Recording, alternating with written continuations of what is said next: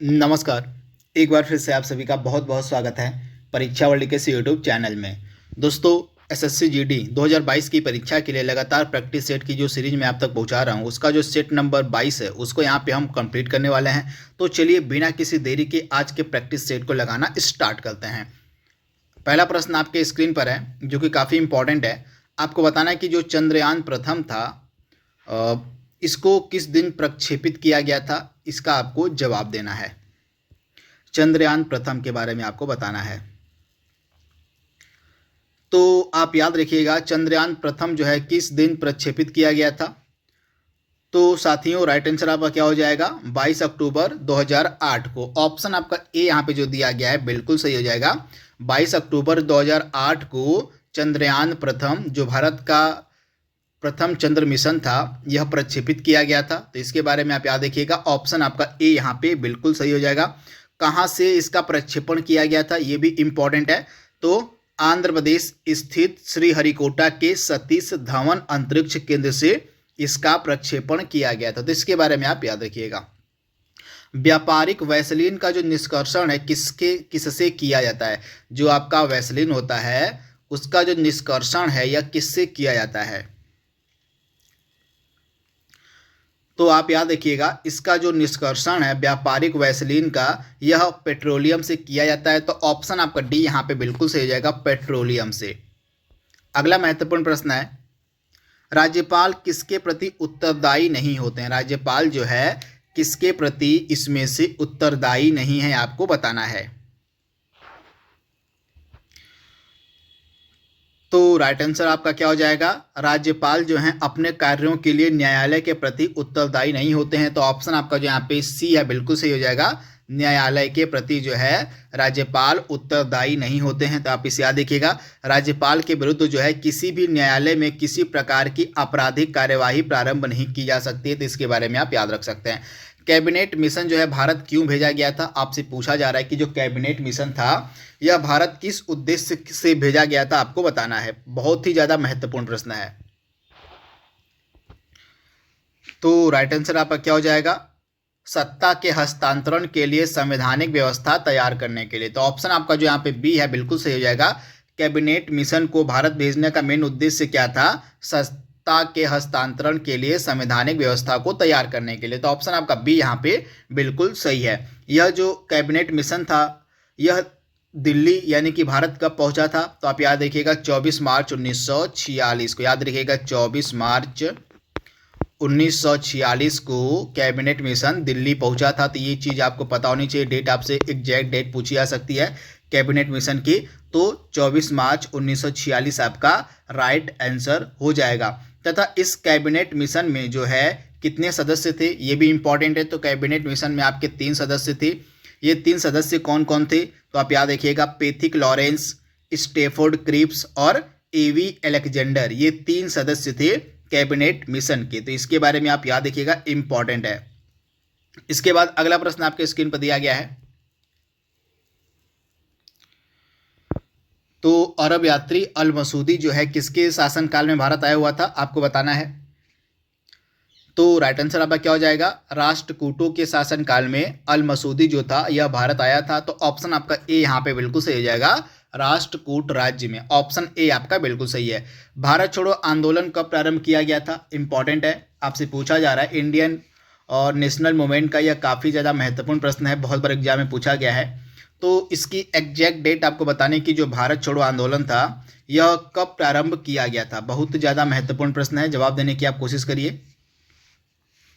तो ऑफिशियल रूप से आप याद रखिएगा, ऑफिशियल रूप से 9 अगस्त 1942 को आपका भारत छोड़ो आंदोलन स्टार्ट हुआ था। ऑप्शन आपका जो यहाँ पे ए है बिल्कुल सही हो जाएगा। जिस दिन यानी कि 9 अगस्त को जब आपका स्टार्टिंग हो गया था भारत छोड़ो आंदोलन का ऑफिशियल रूप से, तो इसी 9 अगस्त की सुबह ही ऑपरेशन जीरो आवर चलाया गया था। यह जो ऑपरेशन जीरो आवर था किसने चलाया था? तो यह चलाया गया था ब्रिटिश गवर्नमेंट के द्वारा, ब्रिटिश सरकार के द्वारा ऑपरेशन जो है जीरो आवर चलाया गया था 9 अगस्त की सुबह। और इसी ऑपरेशन जीरो आवर के तहत ही जितने भी इम्पॉर्टेंट लीडर थे उस समय के उनको जो है तत्काल गिरफ्तार कर लिया गया था।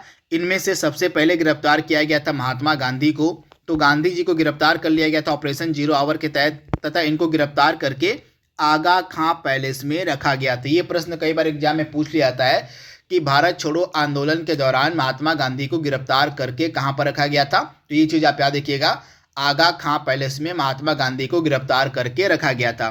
इसके अलावा अन्य महत्वपूर्ण जो लीडर थे उस समय, उनको गिरफ्तार करके कहाँ रखा गया था, ये भी पूछा जा सकता है।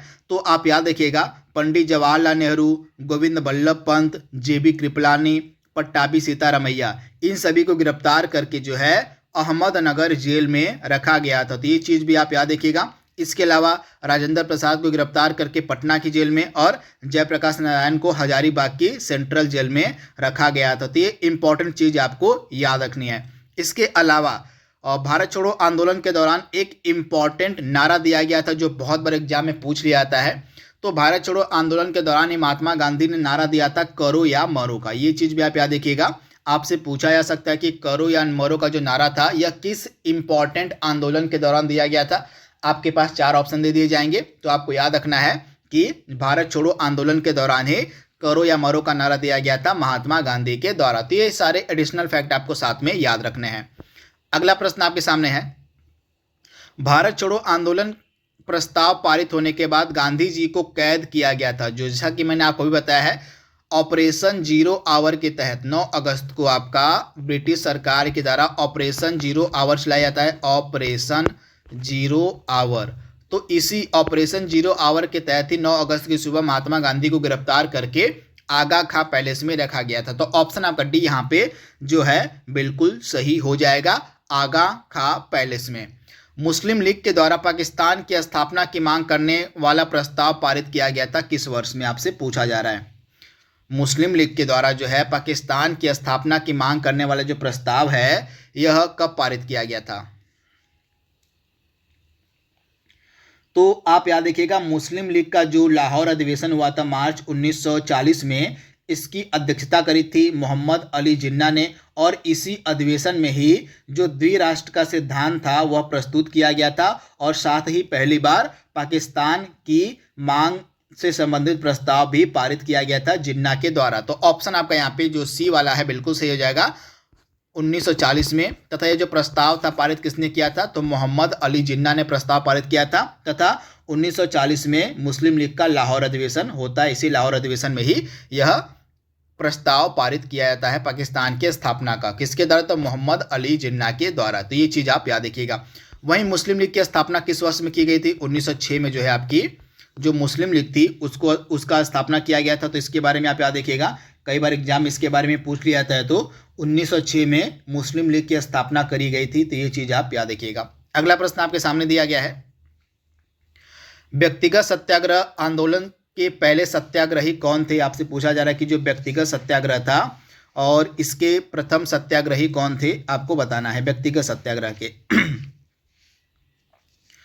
तो व्यक्तिगत सत्याग्रह के प्रथम सत्याग्रही कौन थे, इंपॉर्टेंट है। तो आप याद रखिएगा, व्यक्तिगत सत्याग्रह के पहले सत्याग्रही थे आपके विनोबा भावे, यानी कि ऑप्शन आपका जो सी है यहाँ पे बिल्कुल सही हो जाएगा, विनोबा भावे। राज्यसभा के बारे में यहाँ पे कुछ कथन दिए गए, राज्यसभा के मेंबर के बारे में आपको बताना है इसमें से सही कथन कौन सा है। आइए इन चारों कथनों को सबसे पहले पढ़ते हैं, उसके बाद जवाब देंगे हम।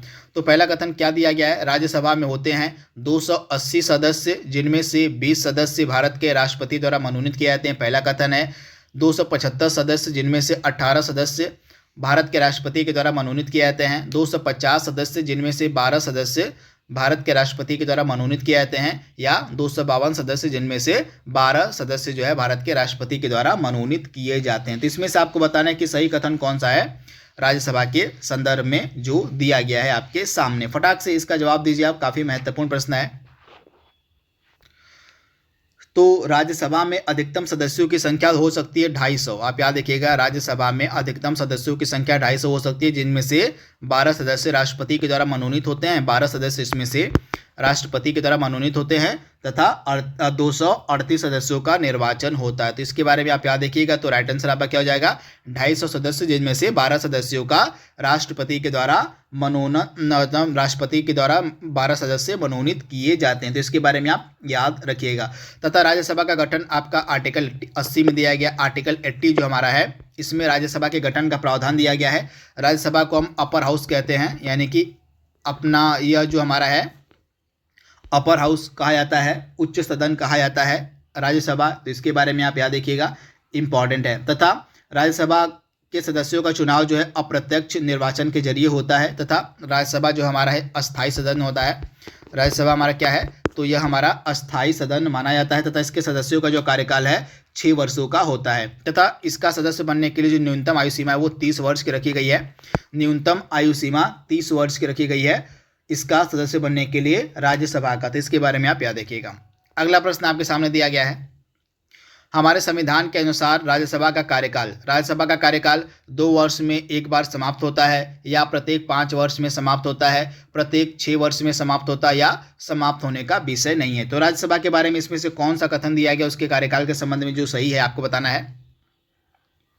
तो आप याद रखिएगा, राज्यसभा समाप्त होने का विषय नहीं है, यानी कि ऑप्शन आपका डी यहाँ पे बिल्कुल सही है। मैंने आपको बताया कि राज्यसभा जो है आपका एक अस्थायी सदन होता है, इसका विघटन नहीं किया जा सकता है। तो इसके बारे में आप याद रखिएगा। लेकिन इसके सदस्यों का जो कार्यकाल है वो 6 वर्ष का होता है। तो इसके बारे में आप याद रखिएगा, राज्यसभा के सदस्यों का जो कार्यकाल है 6 वर्ष का होता है। तथा इसके जो सदस्य होते हैं, इसके जो राज्यसभा के जो सदस्य होते हैं और इसके 1/3 सदस्य, आप याद रखिएगा, राज्यसभा के जो 1/3 सदस्य होते हैं प्रति 2 वर्ष की समाप्ति पर अवकाश ग्रहण करते हैं। तो इसके बारे में भी आप याद रखिएगा, इसके 1/3 सदस्य प्रत्येक 2 वर्ष की समाप्ति पर जो है अवकाश ग्रहण करते हैं। तो इसके बारे में आप याद रखिएगा, यानी कि राज्यसभा का विघटन नहीं किया जा सकता है। राज्यसभा हमारी एक अस्थायी सदन होता है। तो इसके बारे में आप याद रखिएगा।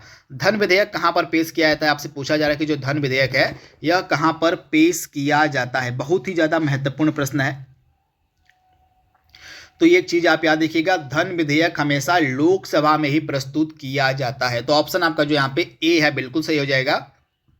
जो आपका मनी बिल होता है, जो आपका धन विधेयक होता है, सिर्फ और सिर्फ केवल लोकसभा में ही पेश किया जाता है। तो ऑप्शन आपका ए यहाँ पे बिल्कुल सही है।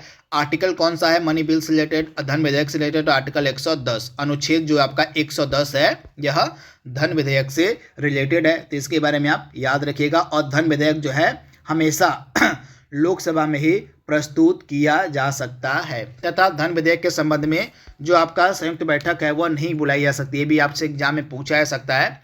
तो आप याद रखिएगा, धन विधेयक के संबंध में संयुक्त बैठक बुलाने का प्रावधान नहीं है। तो ये चीज़ आप याद रखिएगा। इसके बाद अगला प्रश्न आपके सामने दिया गया है, आपको बताना है कि लोक लेखा समिति अपनी रिपोर्ट किसको देती है। लोक लेखा समिति जो होती है, पब्लिक अकाउंट कमेटी की यहाँ पे बात हो रही है। तो पब्लिक अकाउंट कमेटी जो है अपना रिपोर्ट किसे प्रस्तुत करती है आपको बताना है। बहुत ही ज़्यादा महत्वपूर्ण प्रश्न है। तो राइट आंसर आपका क्या हो जाएगा, जो पब्लिक अकाउंट्स कमेटी होती है, जो लोक लेखा समिति होती है, यह अपनी जो रिपोर्ट है लोकसभा स्पीकर को प्रस्तुत करती है। तो ऑप्शन आपका क्या हो जाएगा, लोकसभा अध्यक्ष को। ऑप्शन आपका जो यहाँ पे बी है बिल्कुल सही हो जाएगा। आइए लोक लेखा समिति के बारे में कुछ इंपॉर्टेंट फैक्ट्स जान लेते हैं जो आपसे एग्जाम में पूछे जा सकते हैं। सबसे पहली चीज़, इसमें मेंबर कितने होते हैं लोक लेखा समिति में। तो आप याद रखिएगा, लोक लेखा समिति में टोटल 22 मेंबर होते हैं। इन 22 मेंबर में से आपके 15 सदस्य आपके लोकसभा से हो जाएंगे और 7 सदस्य आपके राज्यसभा से होते हैं। तो इसके बारे में आप याद रखिएगा, टोटल 22 सदस्य होते हैं, जिनमें से 15 सदस्य लोकसभा से और 7 सदस्य जो है राज्यसभा से होते हैं। तथा लोक लेखा समिति का जो है अध्यक्ष कौन होता है। तो आप याद रखिएगा, लोक लेखा समिति का अध्यक्ष विपक्षी दल से चुना जाता है। तो आप इसे याद रखिएगा, अपोजिशन से। अपोजिशन जो होती है उस समय लोकसभा में, उसका जो कोई भी लीडर होता है वही अध्यक्ष बनाया जाता है लोक लेखा समिति का। तो ये प्रश्न भी एग्जाम में पूछा जा सकता है आपसे। तो आप याद रखिएगा, हमेशा लोक लेखा समिति का अध्यक्ष विपक्षी दल से ही चुना जाता है। तो आप इसे याद रखिएगा। तथा लोक लेखा समिति का कार्य क्या होता है, तो जो रिपोर्ट सीएजी के द्वारा प्रस्तुत की जाती है, सीएजी के द्वारा प्रस्तुत की गई रिपोर्ट की जांच करना। आप याद रखिएगा, नियंत्रक एवं महालेखा परीक्षक द्वारा प्रस्तुत किए गए वार्षिक प्रतिवेदन यानी कि वार्षिक जो रिपोर्ट होती है उसकी जांच करती है आपकी पब्लिक अकाउंट्स कमेटी, लोक लेखा समिति। तो इसके बारे में आप याद रखिएगा। लक्षद्वीप में कितने द्वीप हैं? मैंने कल जो वीडियो डाला था इंडियन ज्योग्राफी का, उस ज्योग्राफी के वीडियो में इस प्रश्न को मैंने सम्मिलित किया हुआ था। अगर आपने ज्योग्राफी का वीडियो देखा होगा तो इस प्रश्न को आप आसानी से सॉल्व कर सकते हैं। तो लक्षद्वीप में कितने द्वीप होते हैं? तो आप याद रखिएगा 36 द्वीप होते हैं लक्षद्वीप में, यानी कि ऑप्शन आपका जो बी है यहाँ पे बिल्कुल सही है। लक्षद्वीप आपको मिलेगा अरब सागर में। अगला प्रश्न है, महाराष्ट्र एवं कर्नाटक में स्थित जो पश्चिम घाट हैं उनको हम क्या कहते हैं? तो महाराष्ट्र और कर्नाटक में जो पश्चिमी घाट हैं, जो वेस्टर्न घाट हैं, उनको हम बोलते हैं सह्याद्री। क्या कहते हैं? सह्याद्री, यानी कि ऑप्शन आपका सी यहाँ पे बिल्कुल सही है। झारखंड के झरिया में मुख्यतः क्या पाया था? झारखंड का जो झरिया वाला एरिया है, झरिया वाला क्षेत्र है, मुख्यतः क्या पाया जाता है यहाँ पर? तो मुख्यतः यहाँ पे कोयला पाया जाता है, यानी कि ऑप्शन आपका डी यहाँ पे बिल्कुल सही हो जाएगा। कोयला यहाँ पे मुख्यतः पाया जाता है। अगला प्रश्न है यहाँ पे, भारत में सबसे पुराना तेल का भंडार कहाँ है? भारत में सबसे पुराना तेल का भंडार कहाँ है? इंपॉर्टेंट प्रश्न। तो साथियों राइट आंसर क्या हो जाएगा? असम के डिगबोई में। आप याद देखिएगा, भारत का जो सबसे पुराना तेल का भंडार है वो असम का डिगबोई है, यानी कि ऑप्शन आपका डी यहाँ पे 100% सही जवाब है। राष्ट्रीय नियोजन में रोलिंग प्लान की अवधारणा लागू की गई थी किस पार्टी की सरकार के द्वारा? आपको बताना है रोलिंग प्लान की जो अवधारणा थी यह किस पार्टी की सरकार ने लागू की थी? आपको इसका जवाब देना है। काफ़ी ज़्यादा महत्वपूर्ण प्रश्न है, बहुत बार एग्जाम में यह प्रश्न पूछा भी गया है। तो राइट आंसर क्या हो जाएगा? रोलिंग प्लान की जो अवधारणा थी यह किस सरकार के द्वारा लाई गई थी? तो यह लाई गई थी जनता पार्टी की सरकार के द्वारा। तो आप इसे याद रखिएगा। रोलिंग प्लान को हम अनवरत योजना के नाम से भी जानते हैं, हिंदी में इसको आप कह सकते हैं अनवरत योजना भी इसको कहा जाता है। तो रोलिंग प्लान का जो कॉन्सेप्ट था यह लाया गया था जनता पार्टी की सरकार के द्वारा। तो ऑप्शन आपका जो यहाँ पे सी है बिल्कुल सही हो जाएगा। तथा जो पहला रोलिंग प्लान था यह 1978 से 80 तक चलाया गया था। 1978 से 80 तक चलाया गया था। इसके बाद यह कंटिन्यू नहीं रहता है, क्योंकि बाद में चुनाव जो होते हैं उस चुनाव में दोबारा से जनता पार्टी की सरकार हार जाती है और पुनः कांग्रेस की सरकार जीतती है। तो कांग्रेस की सरकार के द्वारा जो 5 ईयर प्लान चलाया गया था उनको फिर से दोबारा से कंटिन्यू जारी कर दिया जाता है। तो ये चीज़ आप याद रखिएगा। तो अनवरत योजना, इसको हम द्वितीय योजना अवकाश के नाम से भी जानते हैं। तो द्वितीय योजना अवकाश अगर आपसे पूछ ले तो आप कह लीजिएगा अनवरत योजना या रोलिंग प्लान को ही हम द्वितीय योजना अवकाश के नाम से जानते हैं। और यह कब से कब तक चला था? तो 1978 से 1980, यानी कि 1978 से 1980 तक चला था आपका द्वितीय योजना अवकाश अनवरत योजना, जिसको हम बोलते हैं। तथा यह जनता पार्टी की सरकार के द्वारा इंट्रोड्यूस किया गया था। तो ये चीज़ आप याद रखिएगा।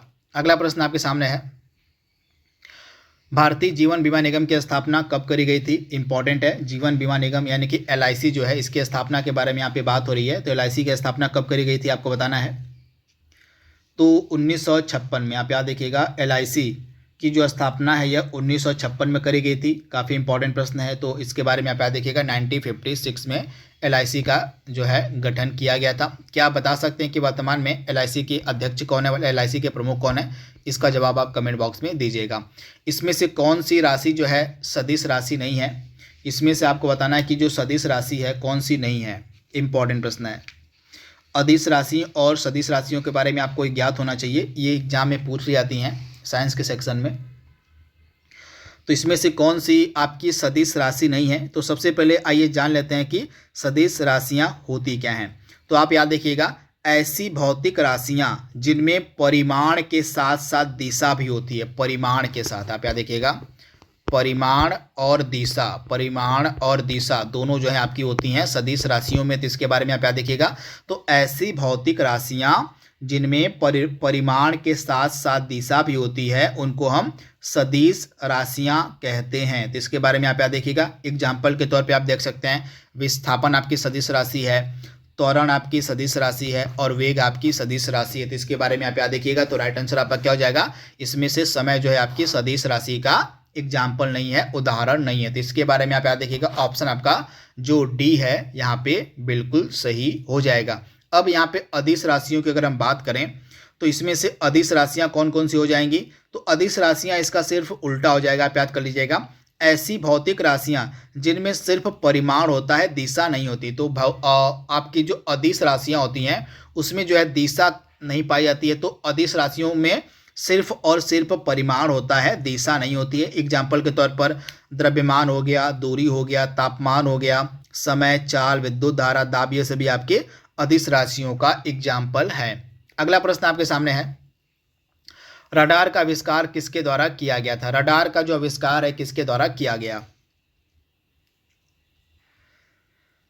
तो रडार का आविष्कार किया गया था रॉबर्ट वॉटसन के द्वारा, यानी कि ऑप्शन आपका जो ए है यहाँ पे बिल्कुल सही हो जाएगा। रॉबर्ट वॉटसन के द्वारा जो है रडार का आविष्कार किया गया था। तो ऑप्शन ए आपका बिल्कुल सही है। वेल्डिंग में निम्नलिखित में से कौन सी गैस का प्रयोग किया था? वेल्डिंग करने में जो गैस की वेल्डिंग होती है उसमें किस गैस का प्रयोग हम करते हैं? तो वेल्डिंग करने में जो है ऑक्सीजन और एसिटिलीन का प्रयोग होता है। तो ऑप्शन आपका सी यहाँ पे बिल्कुल सही हो जाएगा। ऑक्सीजन तथा एसिटिलीन का जो प्रयोग है वह वेल्डिंग में होता है। तो ऑप्शन आपका सी यहाँ पे बिल्कुल सही है। अगला प्रश्न है, टूटी हुई हड्डियों की रक्षा के लिए प्लास्टर ऑफ पेरिस का प्रयोग होता है। तो प्लास्टर ऑफ पेरिस होता क्या है आपको बताना है। प्लास्टर ऑफ पेरिस क्या होता है? तो प्लास्टर ऑफ पेरिस आपका जिप्सम होता है, यानी कि ऑप्शन आपका सी यहाँ पे बिल्कुल सही है, जिप्सम होता है। निम्नलिखित में से कौन सा मुख्यतः कार्बोहाइड्रेट है? इसमें से मुख्यतः कौन सा कार्बोहाइड्रेट है? तो इसमें से आपका जो चावल है वो कार्बोहाइड्रेट होता है, यानी कि ऑप्शन आपका बी यहाँ पे बिल्कुल सही हो जाएगा, चावल। अगला प्रश्न आपके सामने है, मानव शरीर में विटामिन ए का भंडारण कहाँ पर होता है? विटामिन ए का जो भंडारण है जो कहाँ पर होता है आपको बताना है।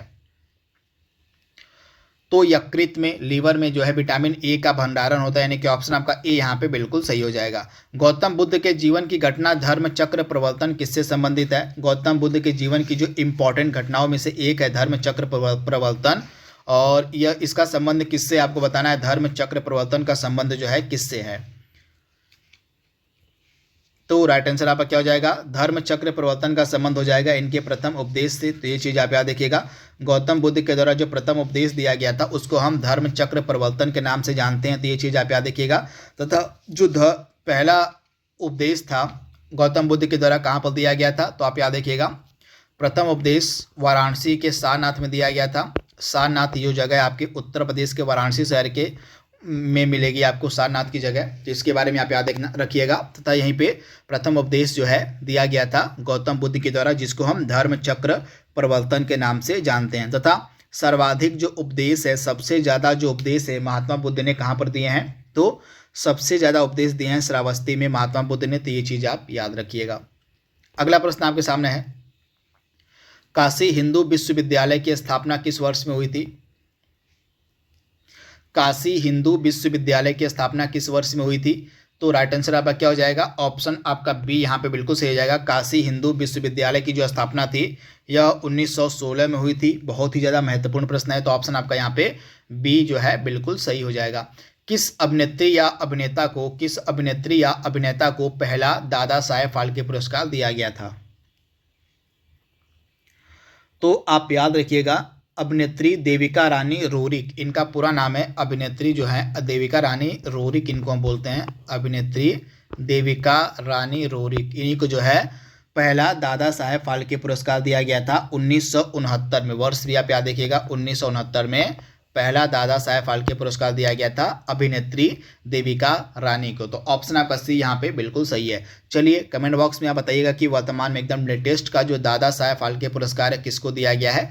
इसका जवाब आप हमें कमेंट बॉक्स में दीजिएगा। अगला प्रश्न आपके स्क्रीन पर दिया गया है, भारतीय संविधान के अनुच्छेद 356 के अधीन राष्ट्रपति शासन पहली बार कहाँ पर लगाया गया था? आपको बताना है कि जो राष्ट्रपति शासन है यह पहली बार कहाँ पर लगाया गया था। बहुत ही ज़्यादा महत्वपूर्ण प्रश्न है, जवाब देने की आप कोशिश करिए। पहला जो राष्ट्रपति शासन है कहाँ पर लगाया गया था? तो राइट आंसर आपका क्या हो जाएगा? जो पहला राष्ट्रपति शासन था यह कहाँ पर लगाया गया था? तो इसका जो राइट आंसर आपका हो जाएगा Patiala and east Punjab states union में जो है पहली बार राष्ट्रपति शासन लगाया गया था 1951 में। तो ये चीज़ आप याद रखिएगा। तो राइट आंसर आपका क्या हो जाएगा? ऑप्शन बी आपका बिल्कुल सही है। कौन सा अंग्रेज यात्री जहांगीर के शासनकाल में भारत आया हुआ था? जहांगीर के शासनकाल में कौन सा अंग्रेज यात्री भारत आया था? तो इसमें से आपका राइट आंसर क्या हो जाएगा? जो विलियम हॉकिंस था यह भी भारत आया हुआ था, और मतलब विलियम हॉकिंस और सर टॉमस रो ये दोनों जो थे ये जहांगीर के शासनकाल में भारत आए थे।